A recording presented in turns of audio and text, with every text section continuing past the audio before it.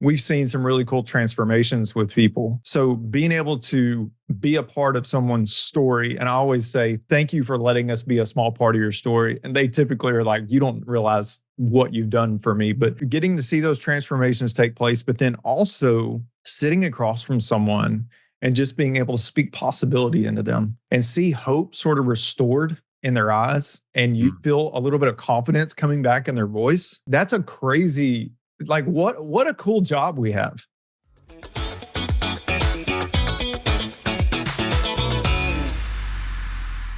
What exactly does it take to be a cash flow legend? Well, we're going to learn a little bit about that because we have the co-host of the Cash Flow Legends podcast with us today.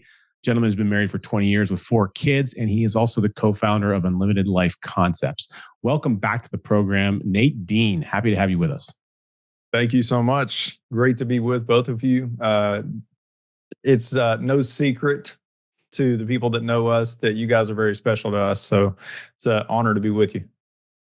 Yeah, likewise. And I thought a great place to begin, because given that your journey over these past number of years has been amazing. And I'll never forget, the first time that I met you, and that we had an opportunity to begin connecting and getting acquainted, and to see your journey and how far it's evolved has been amazing. And so if you were to think about all of your experience with the infinite banking concept and how that's helped shape what you're doing, financially in your life, and the control that you have, and you bring all that journey to today. So what would be one really impactful lesson that you would want to share with others, that you would invite them to embrace or take away, regardless of where they are in their journey? What would be one really impactful lesson that you would share with listeners and viewers? I can confidently say leaning into this process and this community has brought a caliber of people into my life that I never expected. Simple as that. Simple as that. All about people. The IBC community by itself has just been life-changing for me and for Brandon, my business partner. Love that. Absolutely love it. And of all the things that as Nelson always told us, the more that you see infinite banking concepts, the more you'll see you didn't see. And so can you think of, something recent in your journey where that became truth for you? I think one of the biggest aha moments is understanding the power of controlling the banking function and understanding like how banks make money, because it was like probably 3 years into our IBC journey that me and Brandon had this epiphany one day of how banks make money. And it was from a Todd Langford video that we had seen where he was talking about how banks make money. And all of a sudden we had this epiphany about the cash value and how we were using it, and the way we were miscalculating the rate of return on the money that we were using for, investments, or maybe like some short-term loans for people or something like that. We were just thinking, hey, we're doing them a favor. We're getting a little bit of interest along the way, but we're doing them a favor where they're not having to jump through hoops with a bank or something like that. And then all of a sudden we had this epiphany one day, and we're like, we're making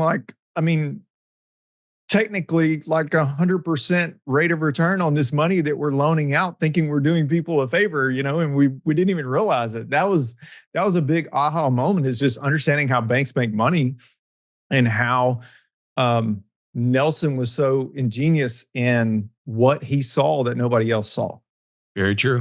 I think that's powerful. And to quantify that for people, it's you're not really using your money, you're using someone else's money, which is the insurance companies, and the power of OPM, other people's money. In this case, the other people, we say it's the insurance company, but the other people who own the rights to that pool of money that the insurance company is custodially looking after is everyone else that is in the same game that you are, which owns a dividend paying whole life policy with that same company. So there's something powerful about mutual ownership.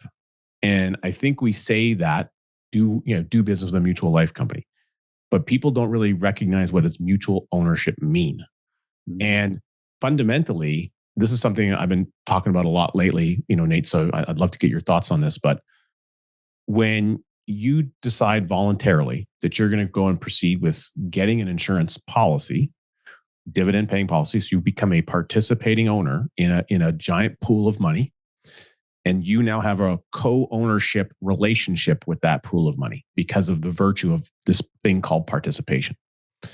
The moment you do that, you're protecting your family members. So if you just think that through for a minute, people that are prepared to do that, that want to go do that, and they're willing to go through the necessary hoops and effort to get an application, get an approval, and pay a premium, there's a little bit of work that's involved in that, okay? I look at that work as a bit of a pre-qualifier for people who are ready and willing to say, I value my family and what's important to me more than other things, that I'm prepared to go through this experience to become part of this co-ownership pool. So by automatically, by deciding to be a part of that pool, you're already in business, mutually speaking, with other people who share some family-related values. They care enough about their family to be in the pool in the first place. Does that make sense? Yeah, absolutely. And, really, when you think about this entire process, it's one of the most selfless things that you can do.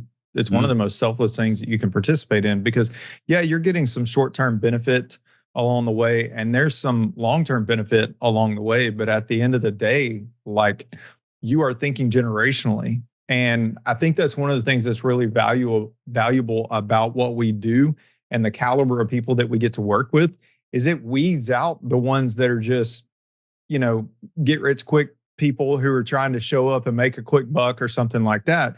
You get to work with just a really high caliber of people who have strong values, who are willing to think long-term, thinking generationally about their family and everything like that. One of the other aha moments that I had that I thought of as you were speaking was the fact that peace of mind is left out of almost every conversation when it comes to money. Like the value of peace of mind is completely left out of the conversation. When you show up to a traditional financial advisor, they're going to figure out how to get you, some sort of rate of return. The typical conversation is, I'm going to get you this amount of return with the lowest fee than the person down the street or something like that. It's a competitive market. It's a competitive game and everything like that. But very few that I know of are actually taking the time to figure out how to create as much certainty in someone's financial life. And peace of mind, like I said, is just left out of so many conversations. And that's another aha moment that I've had along the way is I want the more life insurance I have, the more peace of mind I have. 100%. And what you both shared, it reminds me every single time that we look inside of this book and we read it, we see something that we didn't see and we learn something new. And this book that we're referencing for people who are listening is the book titled Becoming Your Own Banker. And on page 30, Nelson was describing that we all need to protect ourselves from this phenomenon that's going on out there, all of these, government programs, and that you don't have to play their game and so on. And the best way to do so is through the magnificent idea of dividend paying whole life insurance. It has been around for over 200 years. It has stood the test of time. It is not compulsory. It is not a government-sponsored idea. It preceded the income tax idea by a very long time. It's private property. And only people who care about others that are dear to them participate in the idea. What a great group of people to be associated with in business. And then secondly, I was sharing this earlier, Nate, I think you'll get a kick out of this. So there were a few financial professionals, investment portfolio managers, MBAs, otherwise fairly successful people. And a colleague had reached out to me and said, hey, these two gentlemen wrote an article criticizing the infinite banking concept. And would you be interested in reading it? I think that you would be the right person to read this and provide some insight and some feedback? And I said, yeah, absolutely. And so, firstly, credit to those professionals for asking this person to say, do you know anybody who could read this article? We just want someone's insight who actually practices this process before we publish it. And so credit to them for doing that. But within this construct of financial planning, or what was referred to as principled financial planning, I'll say that again. So in my insights that I shared, one of the exercises that I invited the co-authors of this article to go through was to examine all their personal assets and evaluate which of the features I outlined those assets do well on and which features they fail to satisfy. And you guys know the whole list. Contractually guaranteed daily growth, ready access capital without reducing the asset's value, without triggering tax. You can contribute almost unlimited sums. The list goes on and on and on. Guaranteed death benefit, contractually guaranteed daily growth, dividends that once declared cannot be repossessed, cannot ever lose value. A laundry list of features. And then I invited the authors to apply some critical thinking in two aspects. One, identify one of those features that is not dividend paying whole life insurance. And B, identify one or more of those features that do not align with principled financial planning. Wow. And there's no discussion around the peaceful, stress-free way of life that you can achieve when you get the bankers out of your life. It's always this, the most common playbook that gets trotted out there when somebody critiques this from the financial sector. The most common playbook. You guys correct me, stop me when I'm wrong. The first is a comparison between dividend paying whole life and investment portfolio growth metrics. A comparison that is completely irrelevant. It's like comparing a bicycle to a washing machine, is what I put in my remarks to these gentlemen. You wouldn't buy a bike to wash your clothes, and you wouldn't buy a washing machine to get from point A to point B. They both spin, though.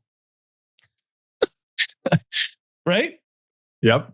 And so it becomes it's presented as though it's an either or option, which is absurd. And the second is advisors are motivated solely by commissions to sell these products, which is, again, utterly absurd. If you have an issue with commissions, take them up with the life insurance carriers that set them, not the professionals that deliver the value. And thirdly, it's this this whole focus on product, and there's no mention anywhere of the process. There was nothing in that article that spoke to the infinite banking concept, the actual process. It was, here's a low income, high income, medium income, above average income, subpar income. Here are a bunch of comparisons of paying premium or putting money into an investment portfolio. What on earth does that have to do with controlling how you finance the things that you need throughout your lifetime? RSPs, 401ks, Roth IRAs, tax-free savings accounts. Name one of those tools that equips me to control how I finance the things that I need throughout my lifetime. The answer is take all the time you need. The answer is they don't. So what are we even talking about? At least if you're going to critique something, at least know what you're critiquing. Right. Otherwise it's just noise. Well, and the criticism is twofold, or it's one of the two. It's either by ignorance or it's by agenda. It can only be one of those two. Right. So when you hear criticism, you have to kind of run it through the filter of, are they speaking out of ignorance or are they speaking out of agenda? What my experience has been since I've been doing this is the interactions that I have with financial advisors, traditional financial advisors, they are very threatened by this idea that someone could think that they don't need them. Right. They don't like the idea of feeling like they are not important. And, and they've been made to believe that they are very important in someone's life. And I do think that, like, I'm not totally against people investing in the stock market. What I am against is people blindly putting money into things that they don't understand. Right. And doing that under the guise of, everything will be fine someday in the future. Like, if you just put a bunch of money here, don't worry, everything will be fine someday in the future. Okay. How do you know you're right? Well, I got to look back historically and say, well, the market returns an average of X percent, insert whatever percentage point you want. Okay. On whose timeline? On whose schedule? And we're not, again, discussing controlling how one finances the things that they need and the control and that relief of control and what that brings to somebody. And to say that putting money in a participating whole life insurance contract or investing, like it's somehow mutually exclusive. Like, what? There's no other tool that's ever been presented to me. And I'm completely open. If there's another strategy of controlling how you finance the things that you need in life that has all the benefits and more of the tool that we use to do that, dividend paying, participating whole life insurance, I'm all ears. But if we want to, entertain a discussion around critiquing a concept and the concept hasn't been critiqued, I would wholeheartedly encourage you to go and do some research and understand it, right? And so the other thing that gets glossed over, Nate, and you may have seen this as well in your journey, there's no mention of real client experiences. It's all academic musings and theoretical analysis and opinions. There's no real clients whom we've interviewed several on our podcast who actually share their experience. And so to leave their voices unheard in a critique just displays the complete absence of critical thinking. There's a guy named Bob Castellone who said, money is not math and math is not money. And it reminds me of what you just said, because there's so many variables that are left out of conversations when you're speaking about a product versus a process. Right. Like they are singling out this financial product and without applying a process and trying to apply it to every single individual. And you can't do that. This is not a cookie cutter approach or anything like that. Everybody is going to be a little bit different in how they operate. But I was meeting with a couple this past week, and the husband's just very kind-hearted, very warm, just a really great guy to be around. Yeah. And he was asking me if I just put this money in the bank or put it in an investment, how much different would it be? And so I said, well, these are some things that you would have to consider, but also remember, you become more and more liquid every year, which means if you still wanted to invest, if that was still really, really important to you, you could take these dollars and put them over here. And now you've got equity in two different assets with the same dollar. And he was like, I think I just felt a tear in my eye. He's like, this is crazy. And I was like, yeah, it is. And that's what's a lot of fun, is not only when you get to experience, because you guys have been doing this a long time. We're going on 7 years. So we've seen some really cool transformations with people. So being able to be a part of someone's story, and I always say, thank you for letting us be a small part of your story. And they typically are like, you don't realize what you've done for me. But, I try to stay very humble in that. But getting to see those transformations take place, but then also sitting across from someone and just being able to speak possibility into them and see hope sort of restored in their eyes, and you feel a little bit of confidence coming back in their voice. um Man, that's a crazy, like, what a cool job we have. It's pretty fulfilling, right? And we share with clients, and Rich might get a chuckle out of this, because we share with clients all the time that when we get together to have a conversation, that if you were to think of the industry language around that, like doing a review, like a periodic review, right? We call it getting together to catch up. And when we get together to catch up with people, there's never a bad conversation around how things are progressing as it relates to the tool that they're utilizing to implement this process. It's an ongoing journey of learning. But when we just sort of isolate the tool and we take a look at how that's progressing, there's never a bad conversation because it can't go backward. Right. And so you're never in a situation where it's like, oh boy, like I got to have a discussion around some portfolio that's been completely zapped in value versus a tool that just keeps getting more and more efficient. What's also really cool to experience is as you're teaching someone else and they have an epiphany and they come back and share that epiphany with you, and it becomes a teachable moment for you and you learn something from your client. Yeah. That's pretty cool too. Yeah, absolutely. Well, one thing that's really interesting, I was on a call with a gentleman this morning before we started doing some podcasting here. And this gentleman, wonderful young man, he's got a 16-month-old son, and he's 28 years old. He attended one of our recent events. We just did a national event where we did events in 5 different cities in Canada at the same time, which was pretty awesome.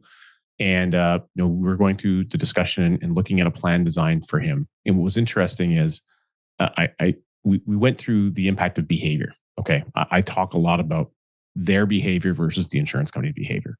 And I went through an example of, okay, here's an example. Let's assume that you only put the premiums in. You paid premiums for 6 years, and then you decided to stop doing that. I don't recommend it. Point number 2 on page 85 of Nelson's book, we would always recommend you continue funding premium. But just for the purpose of learning an experience, we looked at the example and we walked through some different highlights. And I said, now let's bring up the second example, whereas you made the decision, your decision, not the life company's, to fund that premium one more year. You put in a 7th premium. Now let's go through those same places, those same milestones that we talked about in your life, and let's look at the difference. And at age 93, roughly speaking, in this example, it was about a $36,000 annual premium he was looking at doing. Okay, ballpark, 28 years old. And at age 93, the difference in cash value for him was getting pretty close to $500,000. It was somewhere between $475,000 and $500,000. So, in your lifespan, your flow of financial energy, 7 years from now, $36,000 is going to run through your life. It will happen. You're earning the money's going to come in and the money's going to go out. You get to choose how to allocate it in your life. But if $36,000 doesn't go into a policy that you create, here's an outcome of future value that you could basically lock into your family's financial future that you're choosing not to do. The opportunity cost for you of $36,000 represents in your lifespan, should you live to 93 years old, about $475,000. Now, that's based on your behavior, not the life company's. So that's you choosing to pay a premium, which you don't technically have to do, and the outcome of that behavior. And the policy is the same. It's the exact same structure. It's the exact same everything. It's the same insurance company. It's the same dividend scale. All the other metrics are the same. The only difference is the policy owner's behavior. Nelson taught us that the policy owner's behavior is the most important, most critical element. So I use that example to help isolate the behavior of the individual in their own life. And it's a very impactful, conversation with them. Coincidentally, I did a couple other illustrations. We do require to do an illustration in relation to the work that we do. But the purpose of the illustration is to create a good conversation around our thinking, right? And a following example, I said, okay, so here's an example. Well, let's just say you funded all this premium all the way till the end of time, till age 100. And then here's a variation if you did less, just so you can see, again, the variability for yourself. And when I looked at the two numbers, I just highlighted age 100 because it's easy to go to that level. I don't have to like scan the document. And one example had like a $19 million, almost $20 million death benefit. The other example was like 10,500. Okay. Something like that. The difference between the two examples was $9.1 million. The difference in funding capacity, like how much more premiums were paid, was 1.4 million. So 1.4 million more inputs, premium inputs, 9.1 million more outputs. That's a pretty big gap. Mathematically, it's six and a half times. So in other words, for every dollar of input, $6.5 of output was created in that scenario. That's the impact of just recognizing long-term value, maintaining control, decision-making process. And all of that was within the illustration. None of that was what you can do with the money outside of the illustration. The seen versus the unseen. And I just think that being able to explain those things to people who don't understand what's possible is that you're opening their mind to possibility. Right. And you're helping them to really examine their thinking, as Nate described too. And the longer people are on the journey, and Nate, you can agree to this. So the longer that they're on the journey, the more that they simulate, the more that they're experiencing it, the more they begin to realize everything that they learned at the onset, as to what now these possibilities are becoming achievable realities. And they're describing how much less stress they have and how much more peaceful a life it is financially. And Rich mentioned earlier that our podcast guest that we were honored to interview just before hopping on with you, she purchased an all cash deal piece of real estate, closed the deal in 7 days on her terms, and was able to finance it entirely through the mechanism of a policy loan. She didn't have any lengthy, nosy credit applications, disclosures, income verification, credit checks, a structured, amortization schedule.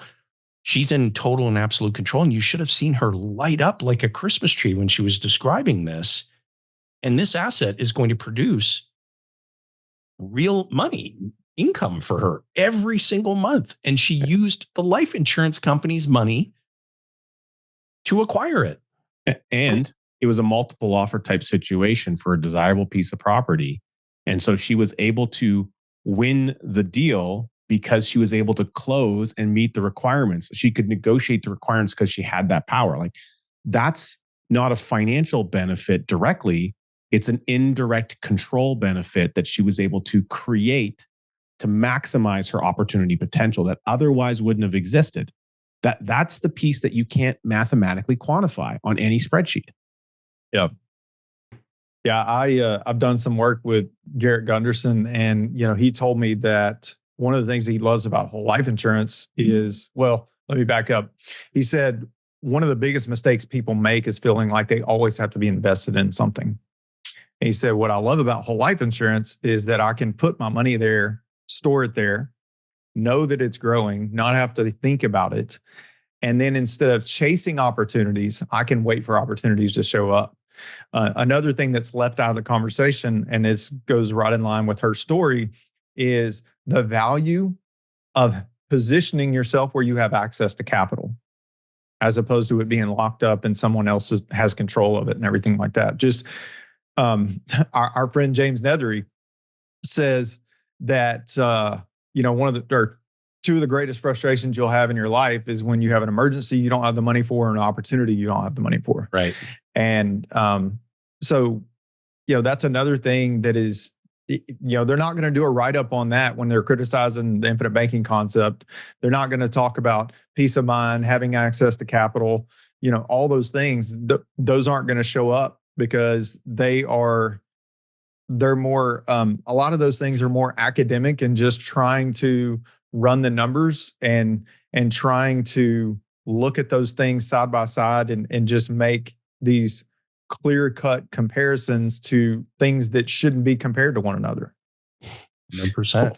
Well, Nate, what they'll say is, but I don't need to have the leverage of a policy because I can leverage against my house or another asset, or maybe I can even borrow against a portfolio of investments just with some restrictions as an example. So I don't really need that because I can have access to money. Well, okay, maybe that's today's situation, but what that doesn't account for is the change in the lending rules, the change in the economic landscape, and the change in your income and ability to qualify. Now, over the last 5 years, we've seen that change quite a bit for us in both the US and in Canada, both from a political, economic environment standpoint, but then additionally, like something called COVID came around that caused a lot of people who could have qualified before COVID no longer able to qualify after. Job change, job transition, house value change, etc. In Canada and in the States, we have seen interest rates go up. There's, at the time of this recording, they're starting to trickle back down. We'll see how that progresses. But that increase in rates puts an increase in debt servicing. Right. Debt servicing is one of the number one impacts that impacts the ability for someone to qualify. So if the debt servicing goes up, you might have a boatload of equity, but you can't touch it because a bank won't give it to you. So in order to use equity, you have to be able to unlock it. And the only way you can unlock it is if the rules are in your favor. But if you don't control the rules, then you can't control the favor. Well, I don't know. It was a knee-jerk reaction, and I don't know how long it lasted. But I know as in the early part of COVID, Wells Fargo shut down their home equity lines of credit. Mm-hmm. They basically froze them. So second time that's happened in 2 decades, by the way. Yeah. So anybody who said, I don't need a whole life insurance policy to do infinite banking, I can use my line of credit for this process or whatever. Well, you can until the rules change. Right. And then you're in a different situation. Gold, makes all the rules.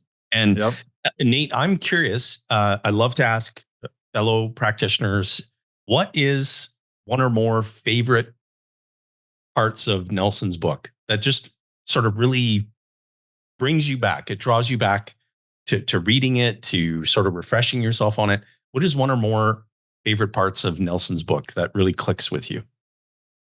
The thing that's always clicked with me is, I believe it's page 48 and 49, expanding the system to include all income. Because I remember my very first policy, I got really excited about it. It wasn't a big policy because it was all I could afford at the time, but I got really excited about it. And then I realized I'm going to outgrow this policy. Like I'm going to have to, like, this is just one policy I'm looking at. Like, I don't even know what it's going to look like as we continue to expand. And so we have followed the principle of expansion, not only personally, but also in our business. We have 7 policies in our business that we're running our revenue through. So expanding the system is something that I get really fired up and excited about. Yeah, I love that. And it demonstrates obviously your commitment to its value, right? When you're able to, speak with people that you're establishing a basis to serve or that you're already serving, it really demonstrates that commitment to the value. And so congratulations for doing that. Thank you. What would you say, Nate, you're most excited about right now? I mean, in relation to, so there's a couple things that my question is entailing. So now that you've been helping people for the period of time you have, as you help more people, not only do you see a different dynamic of people, the more that you're able to help. Okay, so you start to see more walks of life, more financial circumstances. All right. You've gone through a little bit more understanding of economic change and cycles in the time frame since you started doing this. And you've also been able to start to, increase your own learning and doing more. Like for Brandon and yourself, you're doing more things personally. That increases your knowledge and expansion. So when you think about assisting your clients in the process of education, which I know you're very passionate about, what has you excited about what your guys are, where you're going, the direction that you're heading in your bigger future? I think just continuing to learn and understand all aspects of financial education has been really powerful for us because infinite banking is the absolute foundation of everything that we do.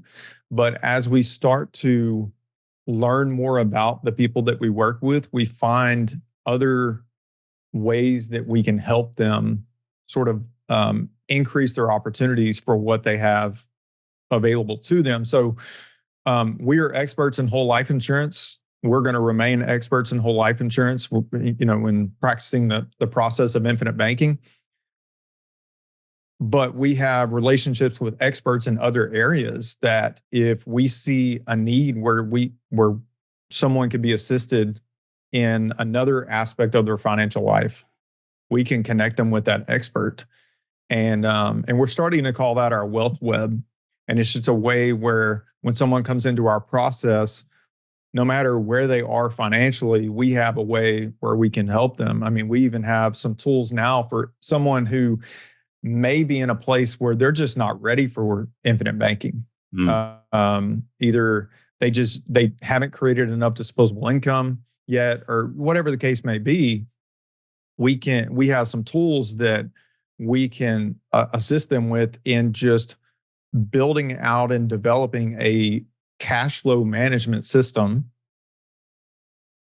that prepares them for when they are ready for infinite banking and shows them what they're capable of creating. Because there's some people who, because this is such a new idea, there's still a little bit of hesitation from time to time of someone starting to commit to a whole life insurance policy because it's unknown, it's new and everything like that. So for someone who may be feeling that, well, why don't we work on building up your monthly cash flow and structuring it? We call that mindful cash management, making sure that you're structured properly, make sure that you have the right amount of what I would call a peace of mind fund. Some people call it an emergency fund. And also understanding like what you're capable of creating between your inflows and your outflows, your money coming in, money going out, everything like that. And this is not like revolutionary or anything like that, but it's conversations that a lot of people just aren't having when it comes to managing their monthly cash flow. It's very true. And it reminds me of when Nelson described in his book, when he said that you're already allocating 100% of your financial resources to what you have indicated as a priority. And so it sounds like with this process that you're able to help lead people through, that you're able to help them really examine their priorities around money and to find a way to shift some of that allocation of money and get prepared and get geared up to embark on this journey with the process. And everyone who's watching or listening, you're already 100% disciplined in your own set of habits in every aspect of your life, including money. And so it just requires adopting and shifting some allocation of money and developing and instituting a new set of habit that you can become 100% disciplined in. Because it's not impossible for anyone to become 100% disciplined in their habits. They already are. They just have to be shifted. And so I love the fact that you're not leaving people behind. You're saying, look, not only are you not ready, we can't serve you.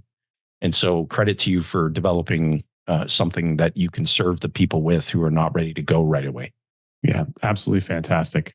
I love that your focus is on continued growth and learning. And listening to a number of your podcast episodes. Congratulations on the podcast, by the way.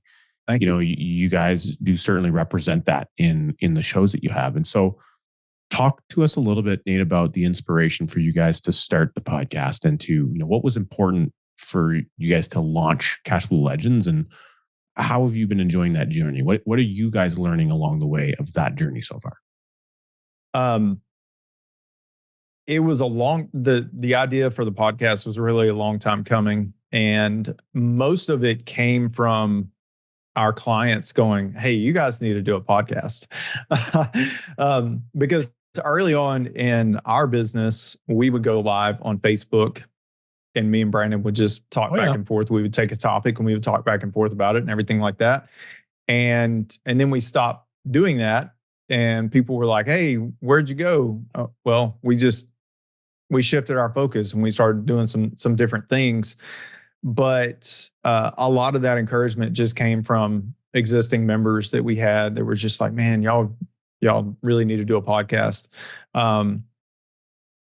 What I have learned the most, what's been the most exciting for me is not necessarily like growing the podcast and getting a ton of people to listen or anything like that. It's actually been the feedback from existing clients that we have that say, I feel like I get to sit down with you every week now. Mm. And that's what's been the most fun for me, is just getting the feedback from people that we already know that we work with that say, like, I feel like I get a sit down session with you every week, just by listening to the podcast, which is really cool. And that was sort of an unintended consequence of creating the podcast to begin with, because when you think about doing a podcast, you're like, hey, this would be really cool to be able to put this out, and hopefully we can grow our business through it and everything like that. But the idea of just bringing so much value back to our existing members, where they feel like they are staying close to the fire, I think that's really invaluable in the grand scheme of things. Like the analogy of the fire, because it's like anyone sat around the campfire, the closer you get to it, the more heat more warmth that you get. And the further away you go, I mean, clearly you get out into the cold. And I think that's such a good, visual of what happens for people learning this process. Mm. There's a need to get yourself around the fire. And the other thing that people resonate with a campfire is there's a community aspect. There's a component of you're generally not sitting by the fire by yourself, although on many occasions, I'm sure people can think about in their own life, they've sat by a fire, maybe by themselves, and they've found themselves in introspection. It creates a perfect period of time for you to think on your thinking.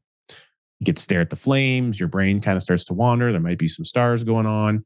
It's peaceful, but it gives you an opportunity to think about parts of your life. I'm sure most people have experienced something like that. I know that I have. So I really love the analogy, Nate, on that, because there's a component of community, there's a component of thinking, there's a component of proximity to the flame. Nelson's book is in my opinion, is the flame. And so the more you read the book, knowing where the book is, having conversations about it, that brings you close to the fire. Listening to the good podcast, that brings you close to the fire. Being around other people who are also near the same fire allows you to have those kind of high quality conversations. So it's not just you or I or Jason, it's for all of our clients and the people who are incorporating Nelson's message into their life. There's many places, there's lots of fires being lit all over North America that you can go and warm your feet by. Yeah, that's such a great analogy. And we, all of our practitioner colleagues that we respect, and we respect the work that they do. We always encourage our listeners, our viewers, get connected, tune into the Cashflow Legends podcast, subscribe. You will learn, you will hear a different perspective, you will hear a different voice. And because we receive the same feedback all the time. And what will start happening, if it hasn't already, is that people who are connecting with you, who want to explore a basis to work together, where they want to implement this process, they're going to show up very well marinated, because they've consumed so much and they feel like they already know you. Like at this live event that we did in 5 cities simultaneously just this past Saturday, the number of people that approached, and I haven't had a chance to confirm this with Rich, but I can share from firsthand experience, people who approach you and say, I feel like I know you. I've been listening to you, watching you for so long. I wondered what you were going to look like and be like in person, right? Because it's that they've just been marinating in your content. And so we encourage our viewers and listeners, make sure that you get subscribe to the podcast. And I guarantee you that you are going to learn something new. The common feedback, by the way, on that is, oh, wow, you are exactly like you are. Yeah. on like you literally are exactly like you are on a YouTube video. That's very interesting. Like, yeah, we did a live event a few weeks ago, and someone came to the event and she goes, man, y'all are way taller in person than I realized. I was like, yeah, you just see us sitting down. You never really know. But, Brandon's 6'3", plus he wears cowboy boots, and I'm 6'2". So and to her credit, she's probably like 5'4". So yeah, we probably do look like giants to her. But aside from that, just from a business perspective, when it comes to the podcast and the value of the podcast, I don't know if you've ever had this situation where maybe you're having a conversation with a stranger or an acquaintance, and they're like, "What do you do?" And you may give them just a highlight.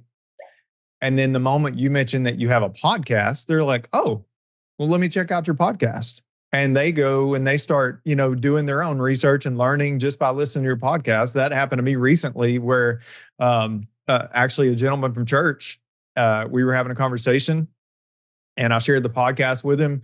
Next time I saw him, he's like, "We got to sit down and talk." And I was like, okay. That's so great. And this will be happening to you too if you travel a lot. I travel a lot. I get in Canadian airports in particular, not it's never happened to me in the United States, but in Canadian airports in particular, it's not unusual for someone to come up to me and say, "The guy that talks about infinite banking, it's J-Lo, it's Jason, J-Lo. That's your last name, right? You're the guy?" "Yeah, that's me." "Yeah, that's me."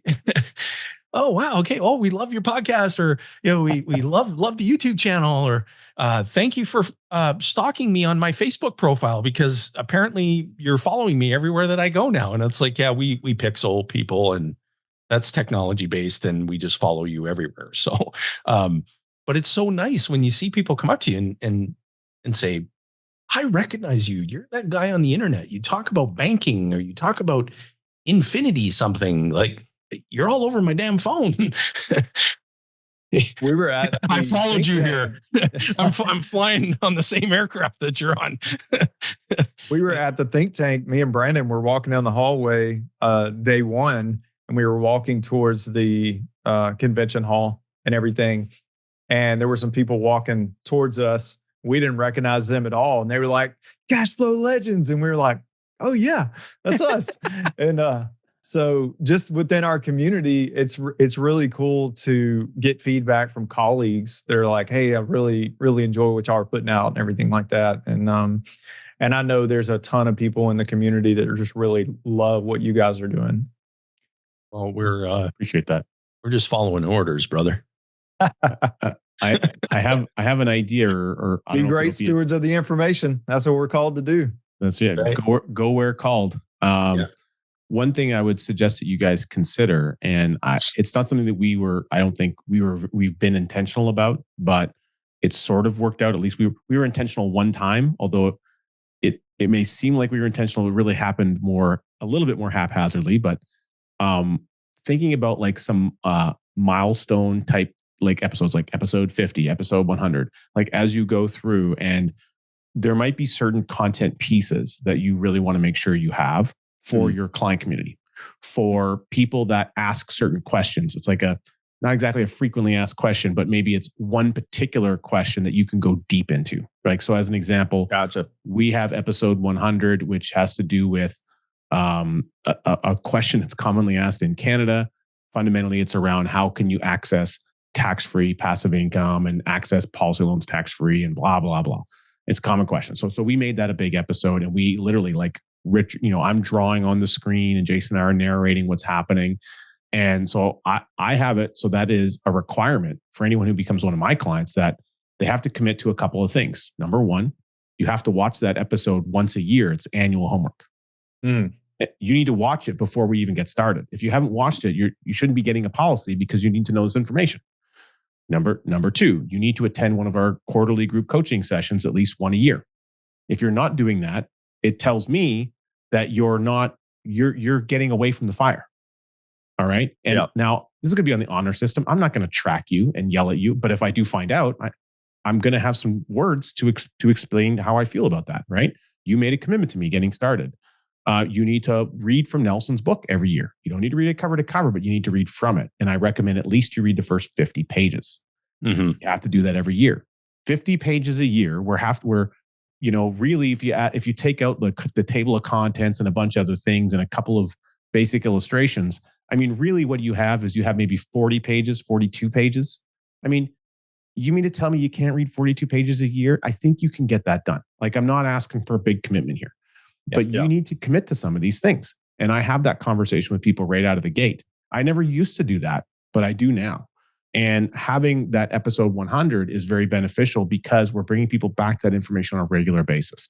So just from your own perspective, Nate, because I know you're a quick start guy, a simplifier, it'd be nice if you pick some of the, like episode 25, pick some of the high level ones so you guys can kind of remember and have a little list. Yeah, you might want to go do this episode for that content. And it'll really help you be able to serve your client community, I think, if you're more intentional with that. And that's something I think that we can also work on a little bit more. And don't get me wrong, there's a little bit of effort there. You have to line up the calendar and the schedule and the the production team. Like, there's a few things that need to happen, but I can see a lot of value from that now, having had that particular episode in place that we leverage on a regular basis. Very cool. I know one thing that we are about to launch probably in the next month is we're going to do a Turn the Page series on Becoming Your Own Banker, where we're going page by page, just talking through it. And I know you guys have done that. I know there's other podcasts that have done it as well, but that's going to be fun for us just to be able to walk through the book like that, because not only is it going to be good for our listeners, but it's also going to be good as far as content that we can bring back to our existing members and say, hey, here's how you stay close to the fire. That is such a great idea. And it, pun intended, pays enormous dividends. Yeah, it really does, because you're giving your community what they want in the context that they want it in when they want it. They're not reliant upon having to create a time to meet with you.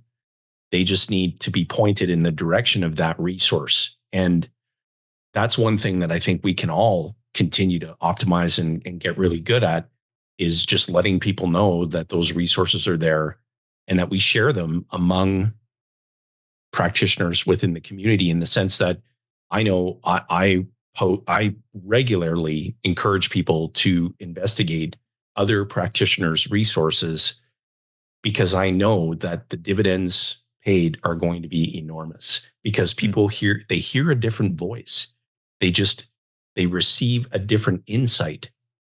Their thinking is affected differently. And it's always there to serve. It's always there to be helpful.